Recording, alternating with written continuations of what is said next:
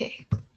Thank you so much, everyone, for those who have joined this wonderful session of the Bhakti Gyana course. We're looking at chapter 12 today, devotional service. So this is, another chapter linking back to Bhakti Yoga, because obviously Bhakti Yoga involves a huge part of devotional service. But first of all, I'd just like to say sorry for missing a couple of sessions. But to replace me, I know you guys have had an amazing teacher. Nabinanda's Prabhu is amazing at what he does. In fact, he's my teacher as well. So amazing for all of you guys. But summary of chapter 12. So chapter 12 is actually one of the shortest chapter in the Bhagavad Gita. But that's why it's more easily remembered for many other people, but it also contains that essential wisdom that warms the heart of the reader. So, of course, it's very easy to memorize because it's shorter, but in that sense, it's also good because it contains that essential wisdom that we need to get into our mind. Now, the title of it is, of course, devotional service. So this chapter discusses the path that we should be taking for devotion and how we have to undergo to achieve it. We're also going to learn the qualities of the devotee because, of course, here we're all aiming for Krishna Prema, and for that we have to become devotees. So when these qualities are stated, we must try to perfect them as much as possible. We gain insight into the more cherished part of cherished aspects of God's personality and the disposition of the devotee who is fully in love with him. So again, we learn more about Krishna through this, but also how much a devotee has love for him. And the themes of this chapter are, following on from seeing the universal form, because of course, chapter 11 was the difference between the personal and the impersonal form. But now Krishna and Arjuna will go more into this. Which one is better to worship, personal or impersonal? So Krishna answers Arjuna very clearly that it is better to worship the personal form.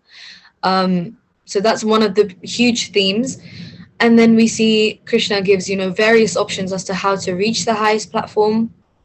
And then he describes the qualities that he most loves in his devotees. So those are the themes that we will be looking at. So if anyone would like to read, please go ahead from text 1.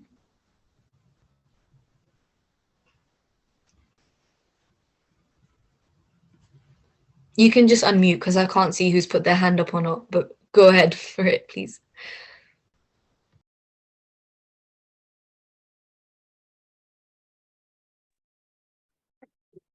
Next one. Arjuna inquired, which are considered to be more perfect, those who are always properly engaged in devotional service, or those who worship the impersonal Brahman, the unmanifested? Text 2. The Supreme Personality of Godhead said, those who fix their minds on my personal form and are always engaged in worshipping me with great and transcendental faith are considered by me to be most perfect. Text 3 to 4. But those who fully worship the unmanifested, that which lies beyond the perception of the senses, the all-pervading, inconceivable, unchanging, fixed, and immovable, the impersonal conception of the absolute truth by controlling the various senses and being equally disposed to everyone. Such persons engaged in the welfare of all at last achieve me. Text 5. For those whose minds are attached to the unmanifested, impersonal feature of the Supreme, advancement is very troublesome. To make progress in that discipline is always difficult for those who are embodied. Text 6 to 7. But those who worship me, giving up all their activities unto me and being devoted to me without nation, engaged in devotional service and always meditating upon me, having fixed their minds upon me, O Sanaprita, for them I am the swift deliverer from the ocean of birth and death. Thank you so much, Lokeshwar. Really nicely read. So the summary of verses 1 to 7, really important verses. In response to a question by Arjuna, Krishna, he picks up the discussion of impersonalism. Impersonalism is when you take away the personalized aspect of something. So many people believe that, God is nirgun, which means like, it means that God has no qualities of his own, or he has no form, basically. But it's a reoccurring theme in the conversation, and one may ask, why?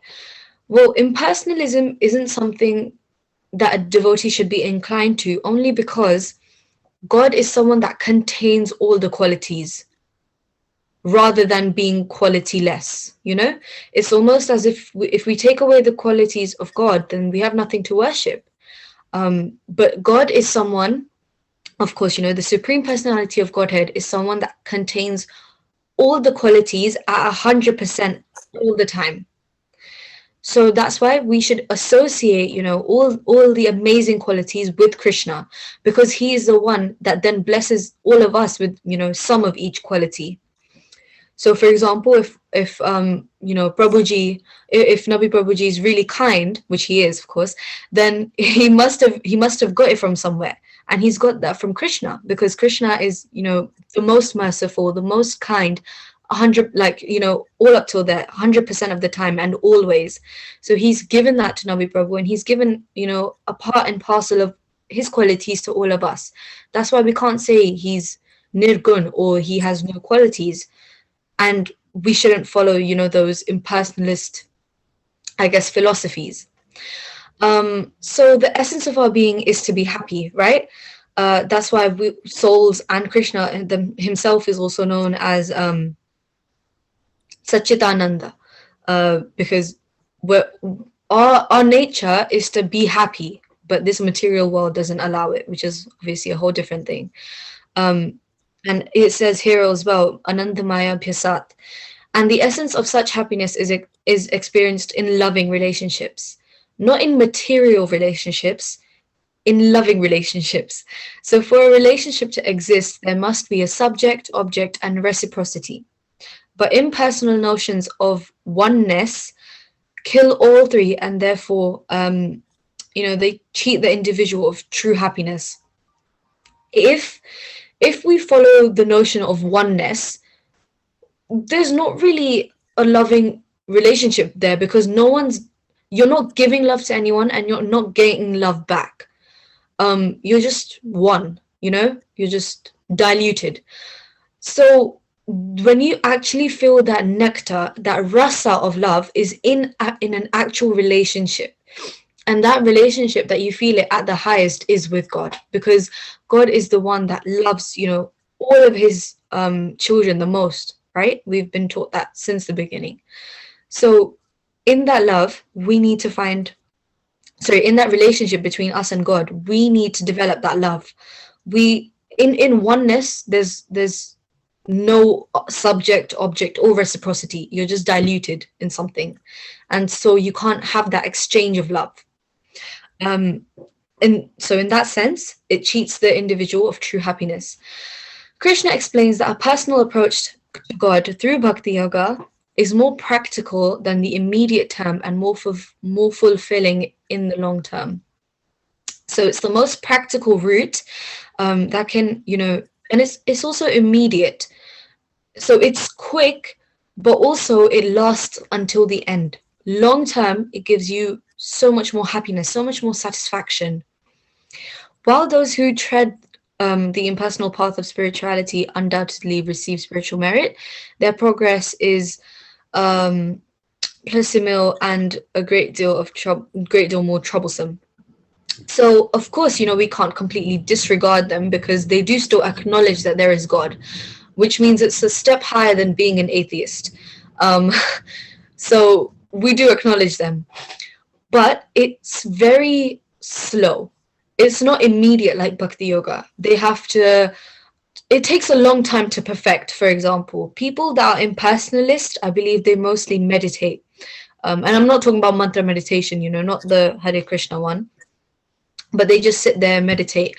And in Kali Yuga, it's very impractical, very, very impractical. First of all, because of our qualities as people, shorter memory, we're so distracted, we're so disturbed all the time. And then even your surroundings. Back then, in other yugas, it used to be so serene. You could actually sit there. People had the patience, they had the dedication. We don't have that. And even now, everywhere, there's just in your surroundings as well, there's too much distraction. So that's why it's even more troublesome, because you won't be able to find a route that you can actually get satisfaction from in the long term, like bhakti yoga. So lesson 49 is that worshipping the impersonal form of the Lord is very difficult. Very, very, very difficult. That's why we follow bhakti yoga, which is devotional service. So Prabhuji, anything to add? No, it's good analysis, good explanation, because you can't actually have a relationship with the Brahmajyoti, and because love is based on a relationship. So that's why Krishna is saying, yes, the impersonal form is there, but better you take the approach of bhakti yoga, as you said, or worship my personal form, and then you will get the relationship and the happiness will come with it. So very well explained. Thank you.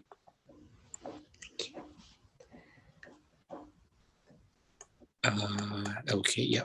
Oh, there you go. Oops. Okay. Anyone else to read? Arav, go for it. Great.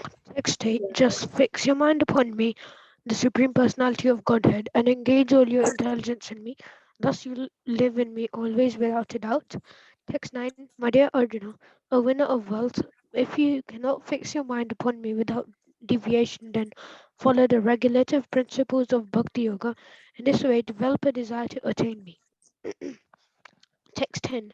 If you cannot practice the regulations of Bhakti Yoga, then just try to work for me, because by working for me, you will become to the perfect stage. Text 11. If, however, you are unable to work in this consciousness of me, then try to act to give up all the results of your work and try to be self-situated. Text 12. If you cannot take to this practice, then engage yourself in the cultivation of knowledge. Better than knowledge, however, is medication, and better than meditation.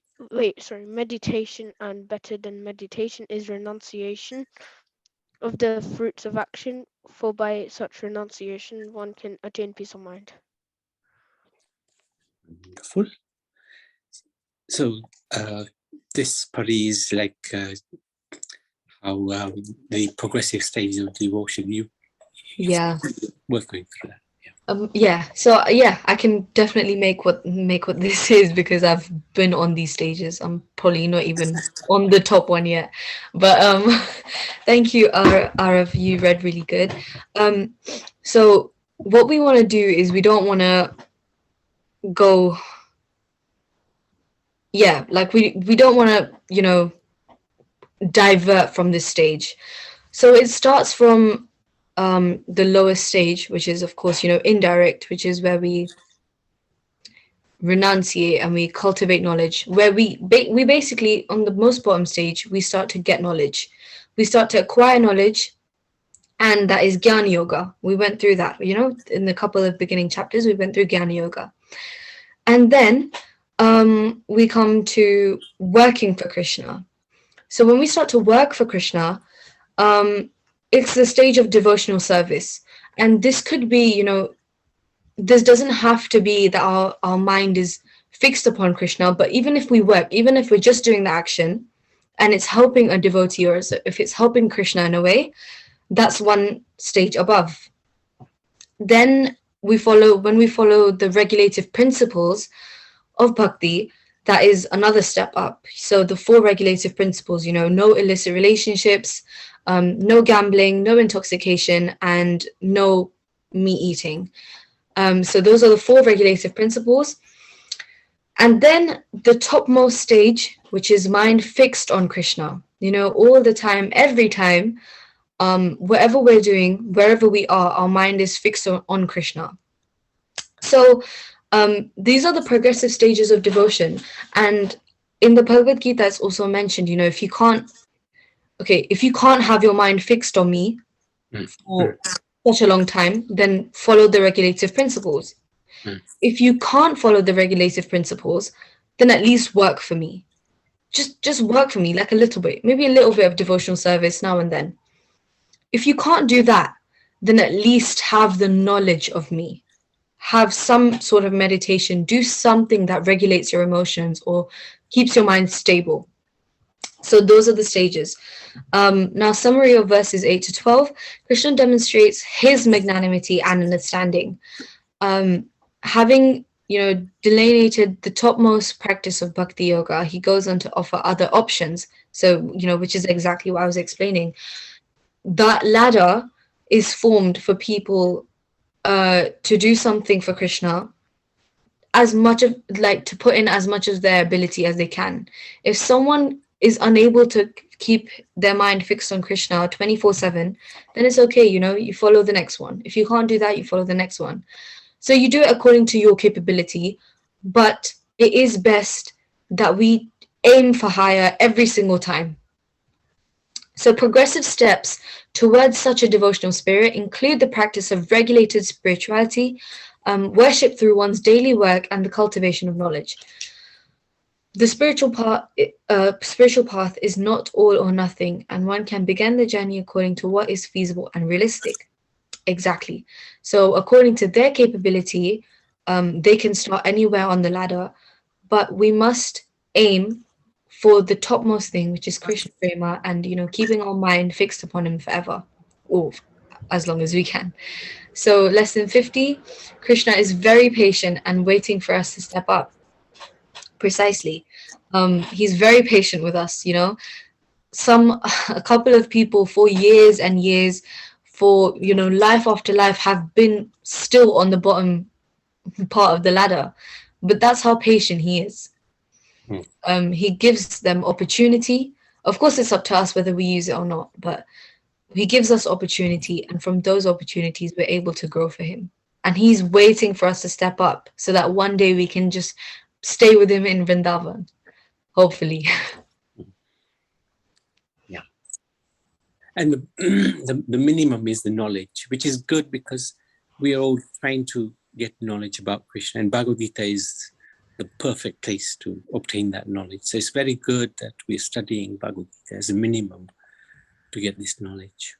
Yes.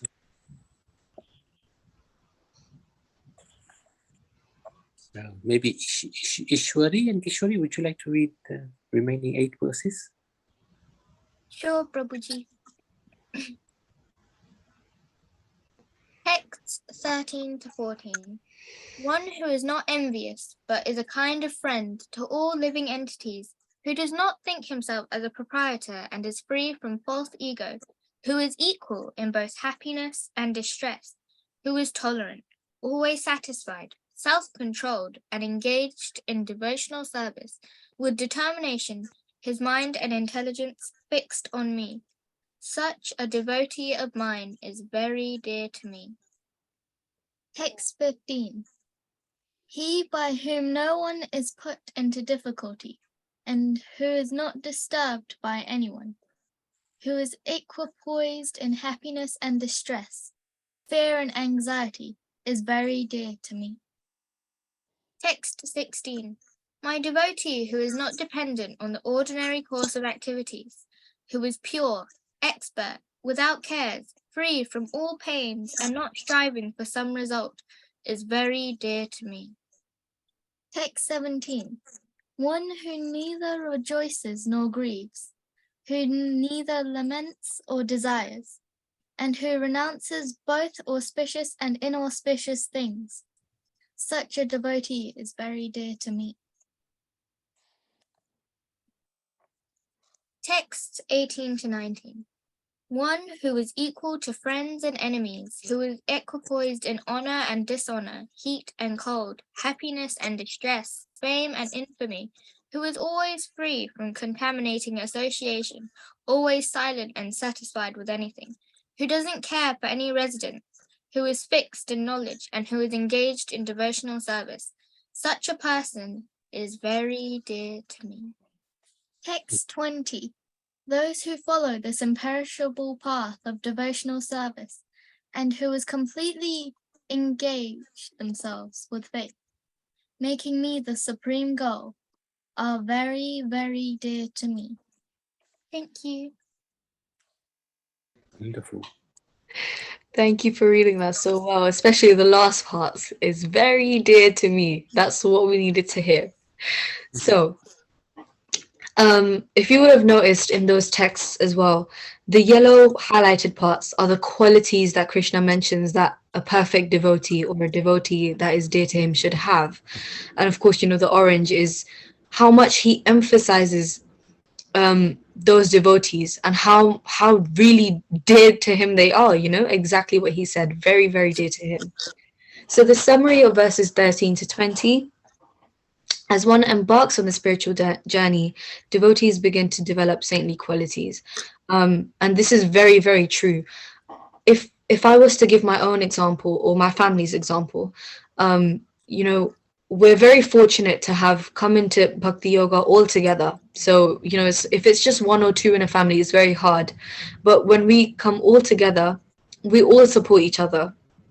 And I think the biggest difference I've seen is in my parents, before they used to be really quite unregulated in a sense. They used to be very high and low with their emotions. But I know for a fact that when we started this journey, they started to really develop that patience. And me as well, to be completely honest, I used to be really, I used to be angsty at very, very times. I used to be anxious as well, quite a lot. But these saintly qualities, when we develop, when we learn to be equiposed, are very, very important. And they do work.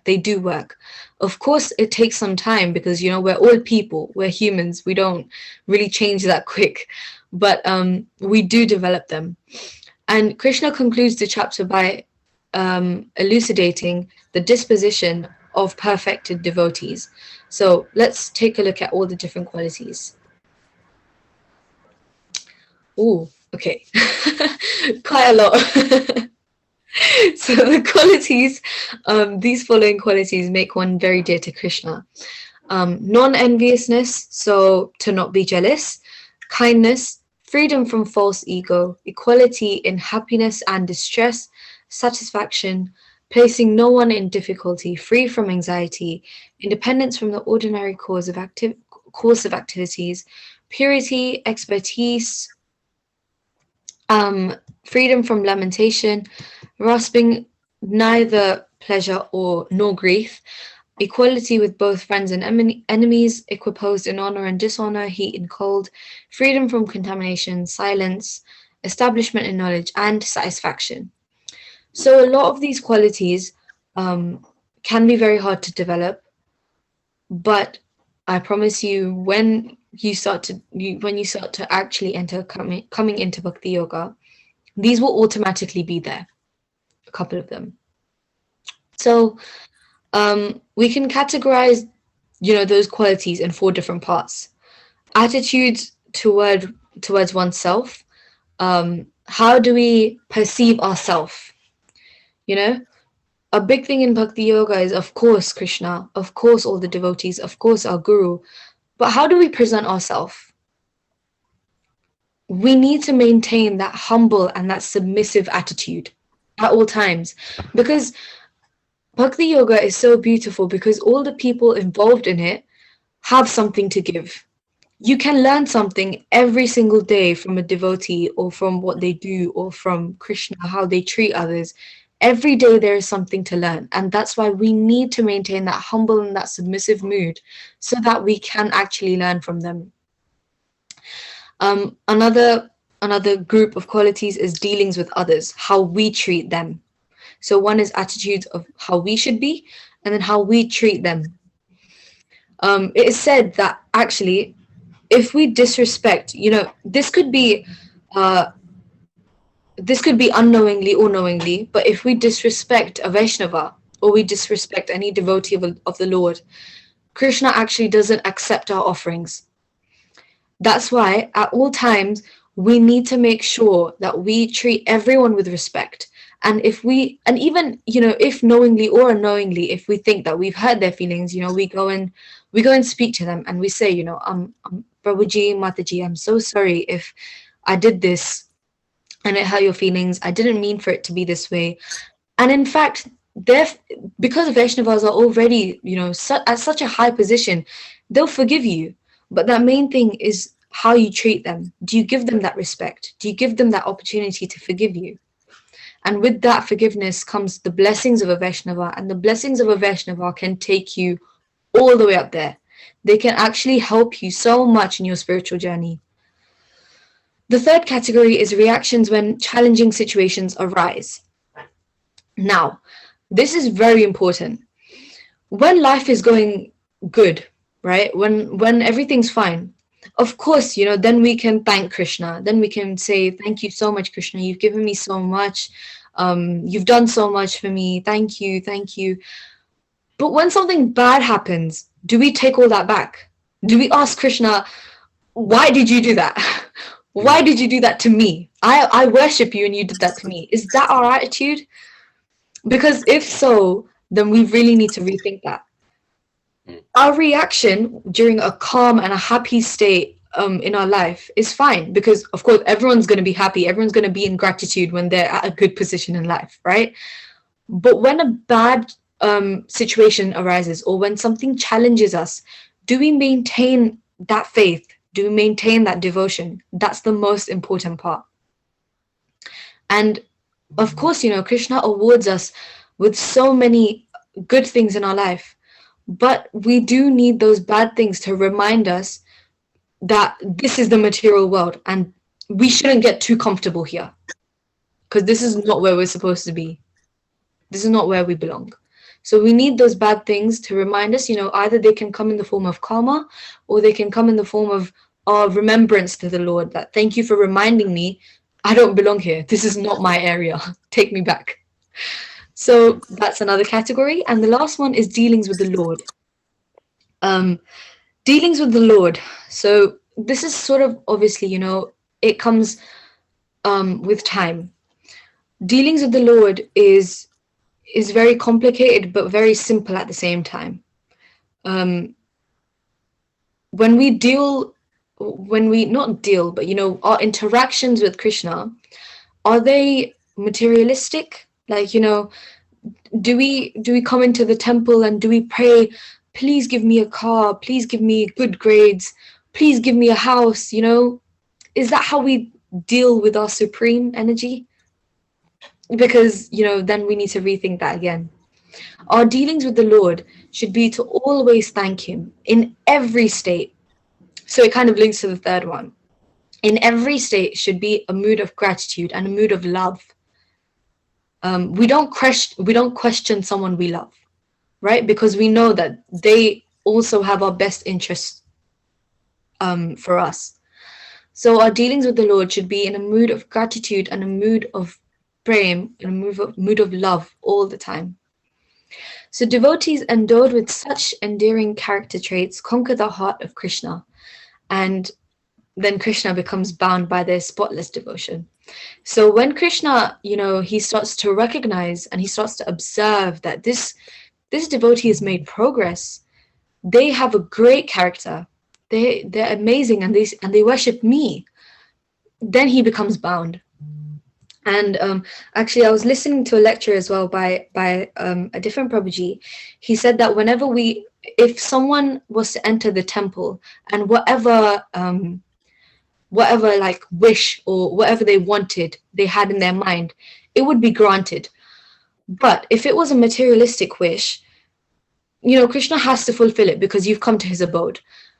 But is that really, what it should be? He said that this would be at the cost of our spirituality. If we come to Krishna with materialistic desires, it's at the cost of our spirituality. Because if we were to become a devotee and then ask, he would have to fulfill what we, because of that relationship, because he's bound by us. And that's why we shouldn't even the greatest devotees that, that are sannyasis and they don't have anything, they don't ask for Krishna. They don't ask Krishna for materialistic things because they don't need it. They have Krishna. So that's why Krishna fulfills, gives them more bhakti, gives them more prem. But whereas materialistic devotees, when they come in and ask for like a car, a house, good children, a good husband, a good wife, well, Krishna fulfills it, but it's at the cost of their spirituality, because they haven't asked for Krishna, they haven't asked for a guru, they've asked for material stuff. Also, the way the Lord reacts or deals with his devotees is so sweet. I hear what you're saying about how if a devotee asks for material things, Krishna fulfills it. But the thing is, this question was asked by Yudhishthira to Krishna. How come your devotees are so poor and the devotees of Shiva are so rich? And Krishna says to him, to Yudhishthira, that actually when my devotees come to me, if they want anything material, I will grant it to them, but I will do so in such a way that it will help them in their spirituality. So another part of Bhagavad Gita also says, look, if you have any desires or no desires, lots of material desires, just approach me, Krishna. Or just approach Krishna. It doesn't matter, because he will balance the books. He'll do it in such a way that you will, even wanting those material desires, he will do it in such a way that you realize, oh man, I didn't need that anyway. And whatever he gives is actually going to help spirituality. So we shouldn't shy away from asking from Krishna. Better to ask from Krishna than anybody else. But you're right. If we are going to ask for material things, we are sacrificing such an opportunity that we could ask for something spiritual. My dear Lord, let me love you. So thank you for sharing that. I thought I'd just interject. No, yeah, thank you, Prabhuji. I mean, I do need someone to clear me up sometimes. That's very true. Um, any material desires that we have, of course, Krishna fulfills them because he is most supreme. And I think even when we discuss about demigods, when Yudhishthira Maharaj asked, why are Shiva's devotees so rich? Well, it's because demigods provide it because of the tapasya that their devotees do, right?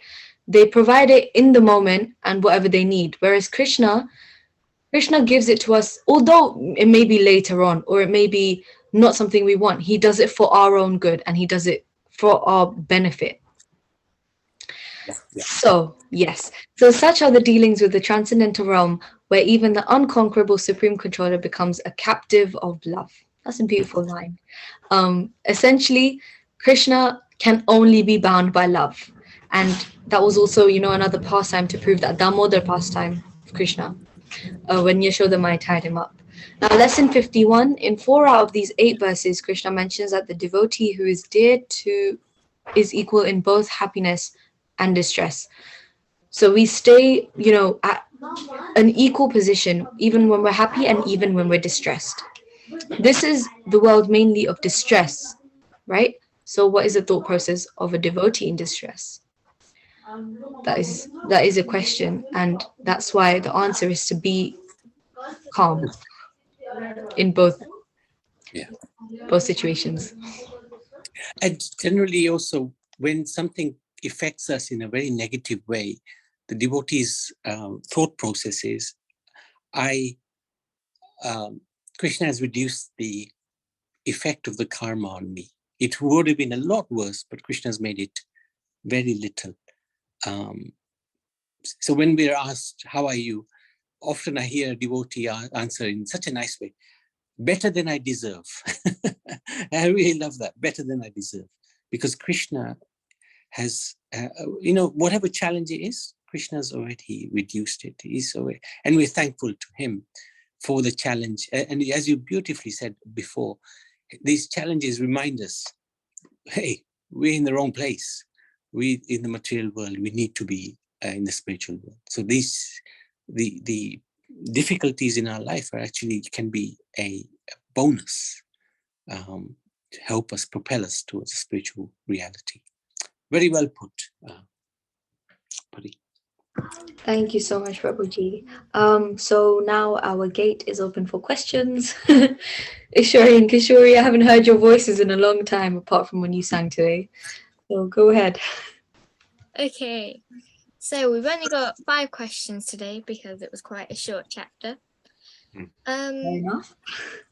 Is it okay to acknowledge the Lord's impersonal form? Of course. See, the Lord is the Lord, whether in impersonal or personal. But it's only better to worship in the personal form because we get more benefit from that. We get more of a closer relationship than an impersonal form. For example, if you were to talk to your parents in person rather than, I don't know, through a picture or through a photo frame, it would be more closer in person, right? Yes.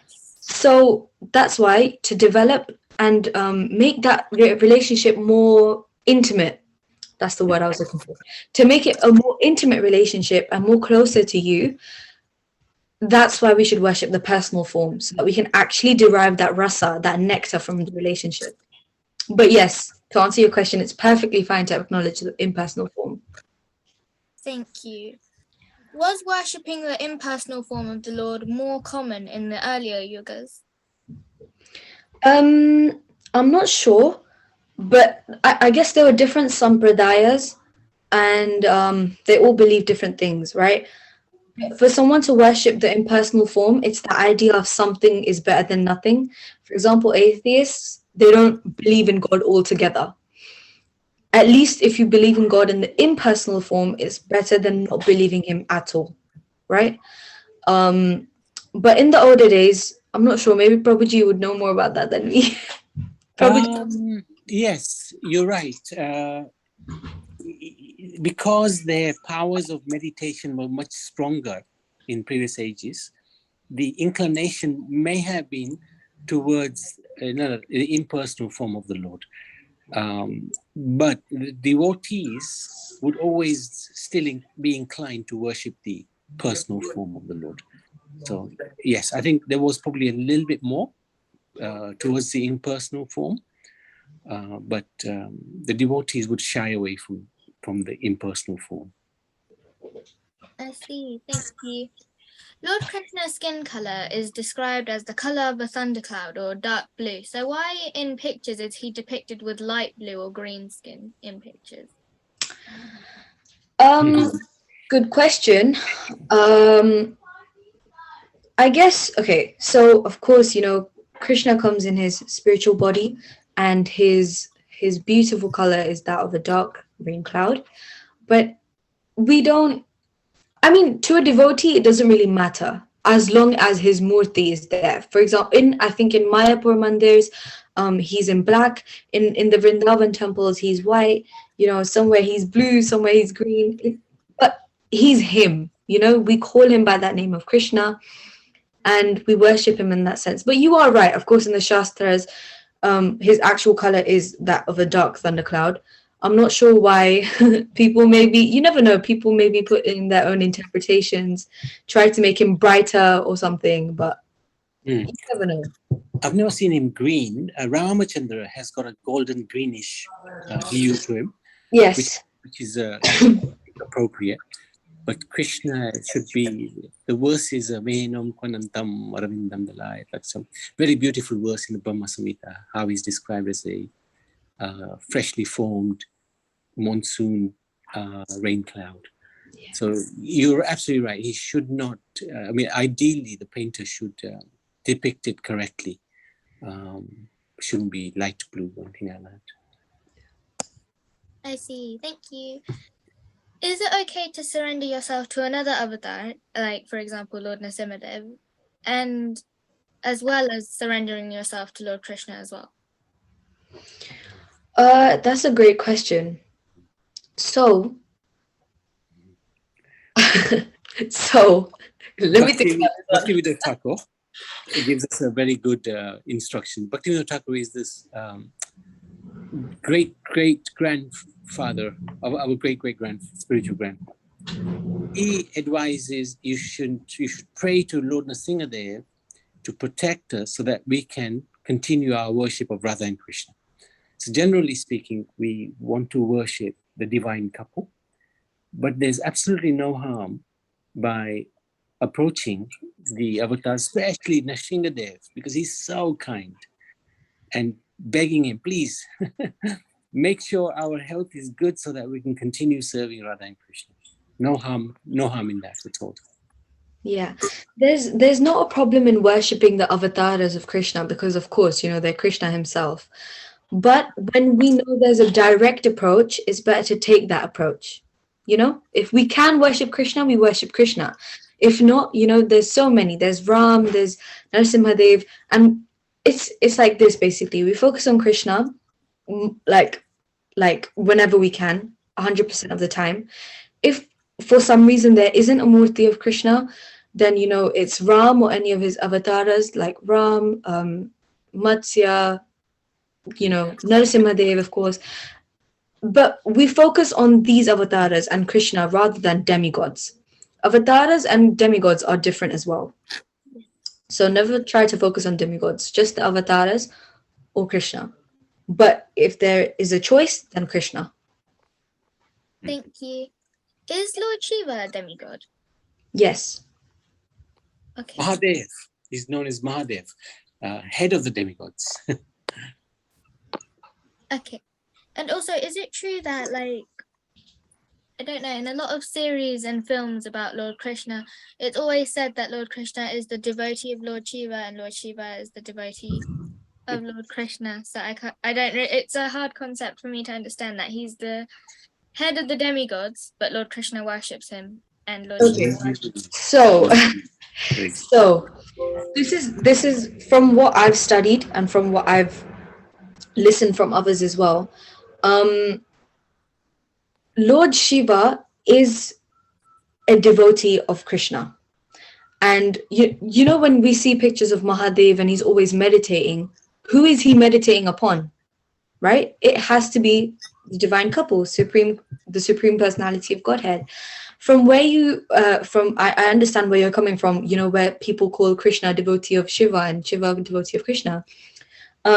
There was actually this part in the Ramayana where to defeat Ravan, Sri Ram had to pray to Shiva so that he could, actually defeat Ravan. And I think he's established a shivling somewhere, and that's why it's called Rameshwaram. There's a place in India called Rameshwaram where it's where it's basically they think that Ram is a devotee of Shiva, but it's actually to show how much the Lord himself respects his devotees. So of course, because we know Ram is an avatar of Krishna, Shiva is also in that sense a devotee of Ram as well. So I don't know if I'm confused. No, also, yeah, that's good. This is the beauty of Krishna and Ram. They like to honor their devotees. Yeah. And it might be a little confusing for us. Yeah, sorry. Krishna is very humble. He doesn't like to be worshipped, actually. He loves it when his devotee scolds him. Yashoda Mai ties him up, or Shubal is on his back, giving him a hard time, carrying him around. Or the gopis are, dressing him up. So he also worship. If the devotee is worshipping him, he worship the devotee. You see, he's worshipping Gomata every single day. But Gomata actually worship him. So it's not unusual for the Lord to worship his devotee. But it's very clearly stated in the scriptures who is the devotee and who is the Lord. So we shouldn't get confused, although it is confusing. When Ram worships Shiva, he worshipped Shiva because there was an etiquette, because Ravan was the devotee of Shiva. And Ram approached Shiva and said, look, I'm going to kill your devotee. I need your permission. He's your devotee after all. He was observing etiquette. But he loves Shiva. because Shiva is the most kindest personality in the whole world. You know, he'll give shelter to those everybody else is rejected. So why we wouldn't worship such a person? Why wouldn't care for such a wonderful person? And, that's and why Shiva's Mahadev is also such an important personality in terms of a devotee of Krishna, because if you've heard of the Kurma avatar of Krishna, when Mahadev had to drink that poison, he stopped it in his neck. You know, this is why we call him Nilkantha, right? He stopped it in his neck because if he consumed it, of course he's powerful enough to drink poison, but he didn't consume it because in his heart there was Krishna, there was the Supreme Lord, and he said that I can't let this poison go below my neck because then it would go, you know, into my body where God resides. So he had to stop it in his neck, which is why we call him Nilkant. And he did that so it wouldn't affect the Lord in his body. Think of it, such a great devotee, you know. We could never think of that. How can you stop something in your neck and just let it reside there? No one. And that's why, you know, Krishna, or Ram as it is, they love Shiva. They love Shiva so much that they do worship him, but they do it in the form of them being the Supreme Lord and Shiva being the devotee. I see. Thank you. That's cleared it up a lot in my head. Thank you. Thank you. well done. Good questions. So why don't you put up the quiz and devotees can join. And if there's, in the meantime, any other questions, Arav or Lokeshwar, Sunil, anybody else has any questions? Smita. Oh, Smita, yes, good, you've joined. So this is, last week we were talking about Govinda Astakam and how the description of the impersonal form of the Lord being superior. So in this chapter, Smita, I don't know if you noticed, the first 7 verses, Krishna and Arjuna are discussing about which is better to worship, his personal form or his impersonal form. And Krishna is very clear, better to worship my personal form, much easier, and I'm the swift deliverer for that devotee. So I hope that was clear from this chapter. And today, Ishwari Kishori very kindly have produced 17 questions from chapter 10 and 11. Last week we had a technical issue. So please, devotees, join if you can. We just may be waiting for... Well done, Arav. Yeah, well done, yeah. So, Prabhuji, I unfortunately won't be able to do the quiz. Sure. I'm planning to go to the temple and pray for all of us. Yes, good. Thank you. Thank you so much. Thank you for for today's session. Yeah. Very good. Thank you for the opportunity. Well done, Ishwari and Kishori. Have a great time with your quiz and let me know who comes first. Okay. Bye. Hare Krishna, everyone. Hare Bol. Hare Krishna. Only person left is Sunil and Charu. Oh, no. I think they may have joined. Okay, so why don't you start, Ishwari Kishori? Or Charul has not joined yet. But anyway, carry on. Okay. Unless we're waiting, please just shout out. Yeah, very good. Okay, I'm going to start now. Yeah.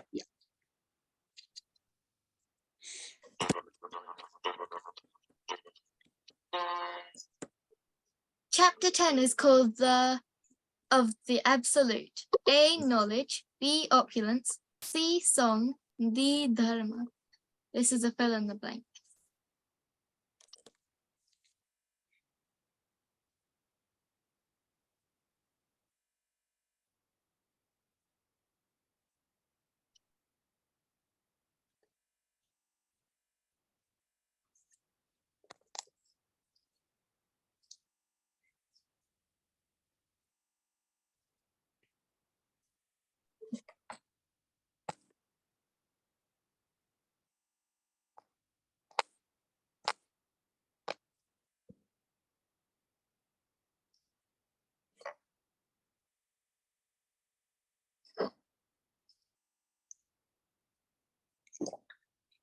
It's a long gap, huh? Yep. And the correct answer is opulence.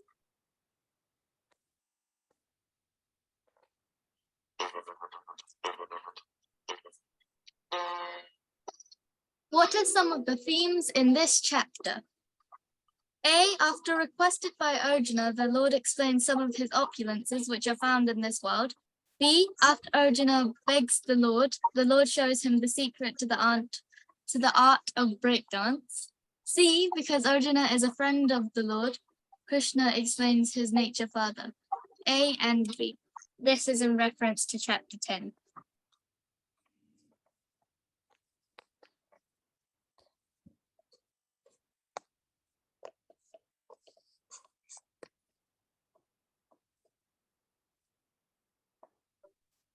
This is the multi-slide.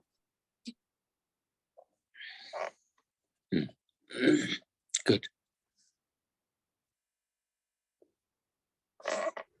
And the correct answer is A and C.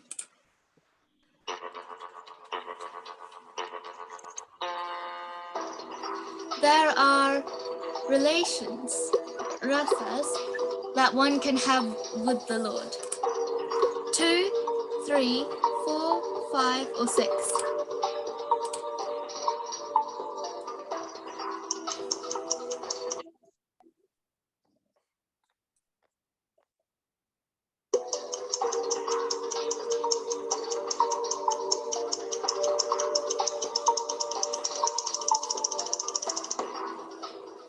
And the correct answer is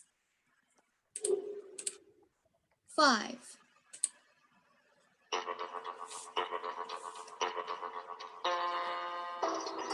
Which of these is not one of the 5 relations you can have with the Lord? Santaras, neutral. Sakyaras, friendship. Mruktiras, enemy. Vatsalyaras, parental. Or Dasyaras, servant.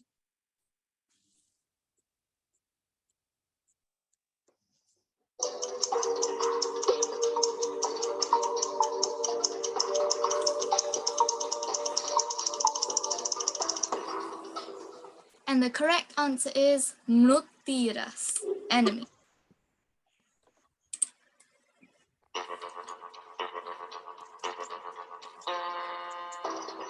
True or false? Lord Krishna is unborn and beginningless.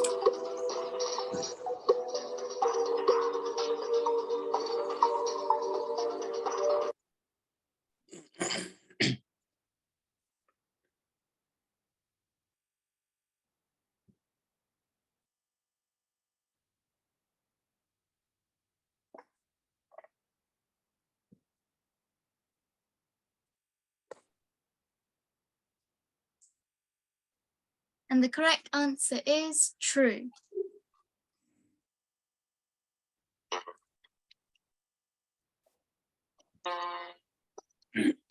Stage is most essential to spirituality.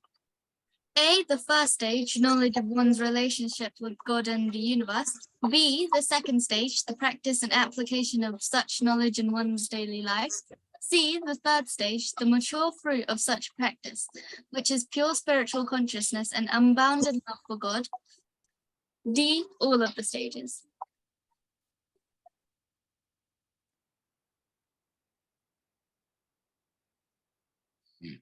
Good.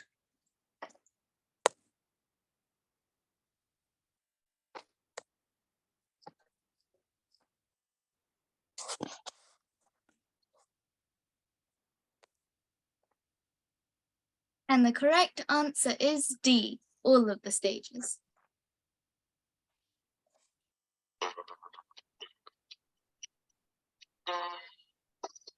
Which letter of the whole alphabet is Lord Krishna? A, B, K, C, J, or D, all of the letters.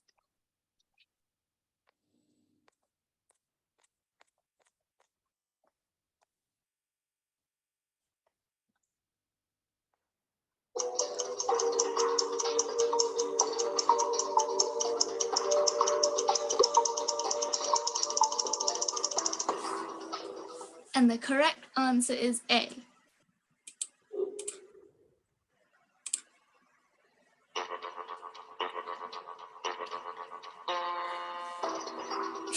false? Lord Krishna described all of his opulences.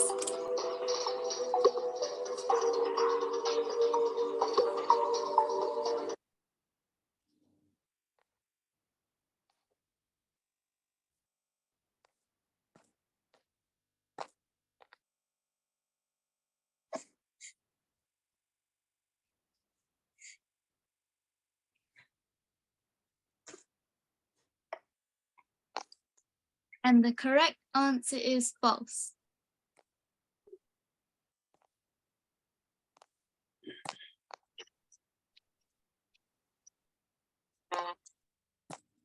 Lord Krishna said, of the senses, I am the blank.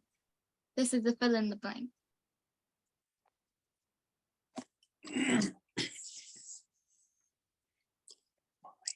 Yeah, good.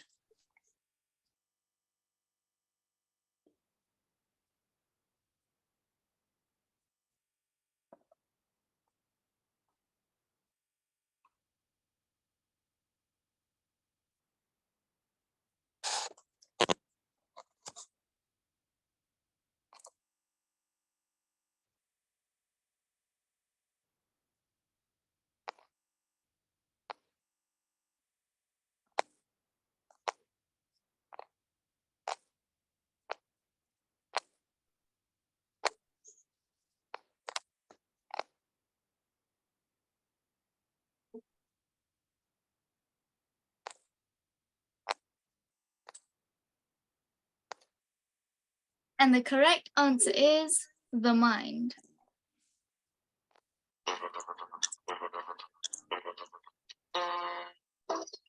True or false? Gomata is very dear to the Lord.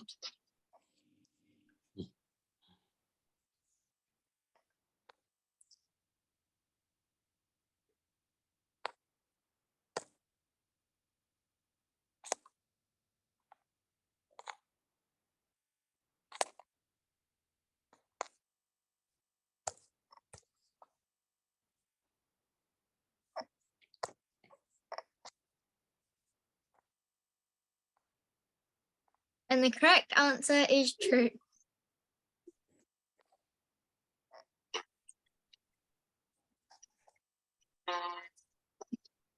What is the name of chapter 11? Karma Yoga is the universal form, the opulence of the absolute, Bhakti Yoga, the most confidential knowledge.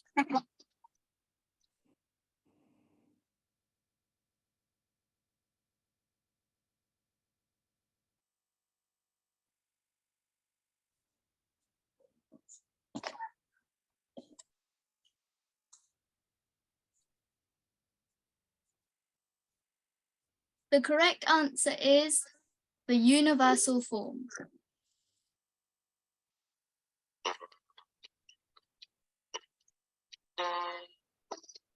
Which of the options below is not one of the themes in chapter 11? Arjuna asks the Lord to show the universal form. Krishna shows Arjuna the universal form. Arjuna becomes scared and bewildered by seeing the form. Arjuna blows his conch out of fear of seeing the universal form.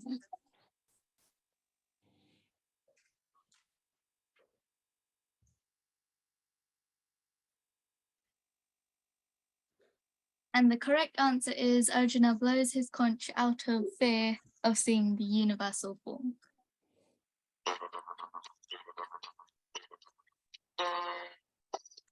What does the Sanskrit word rupa mean? Universal, water, form, or person?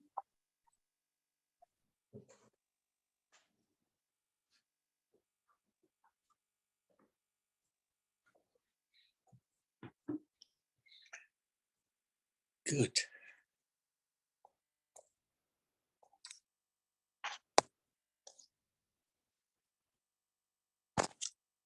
And the correct answer is form.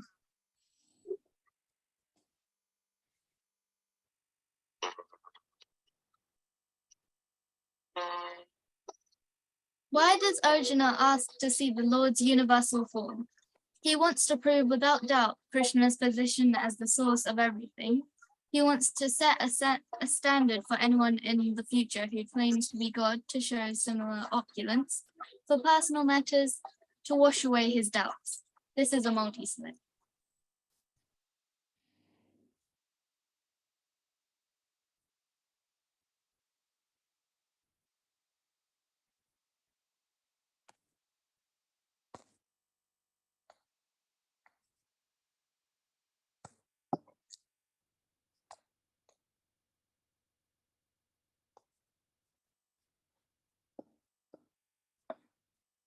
And the correct answer is the first two.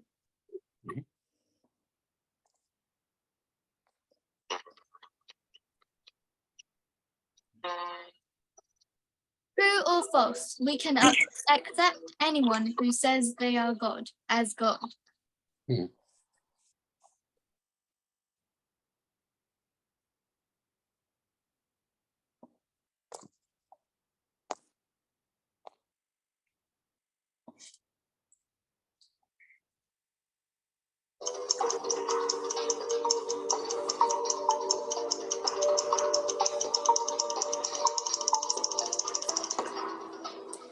And the correct answer is false. We cannot accept anyone who says they are God as God.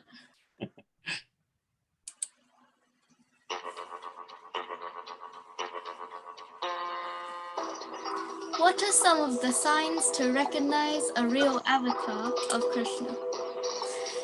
Gives divine knowledge, bodily signs on palms and soles of his feet, denies showing his universal form, boasts that they are God.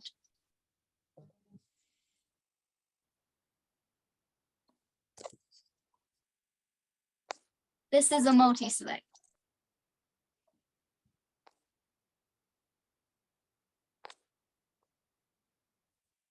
Hmm.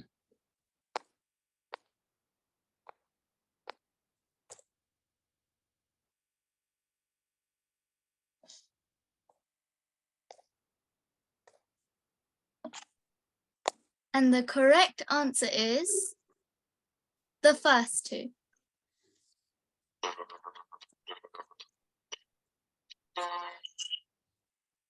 In text 32 to 34, Krishna says, blank I am, the great destroyer of the worlds. This is a fill in the blank.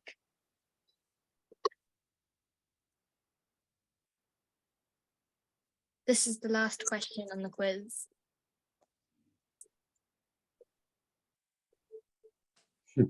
Good question. Thank you, Prabhupada.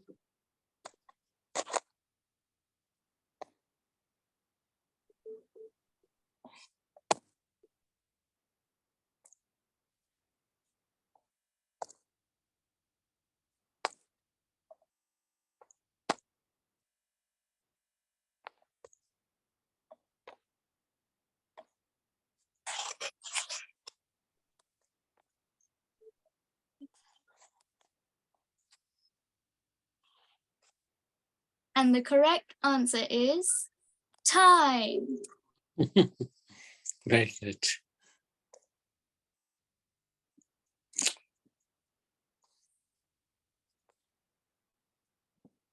In third place, we have Smita. In second place, we have Adav. And in first place, we have Lokeshwar. Wow, well done. Well done to all of you.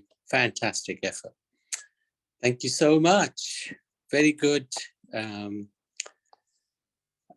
session today. Thank you, Ishwari and Kishori, for wonderful quiz. Well put together. And so I think let's not gather until the new year now. I think probably the 8th of January. Hope that's okay with everybody. Because I think a few people can't come. They haven't come today, so let's wait for them now. Thank you so much, everybody. Thank you, Prabhuji.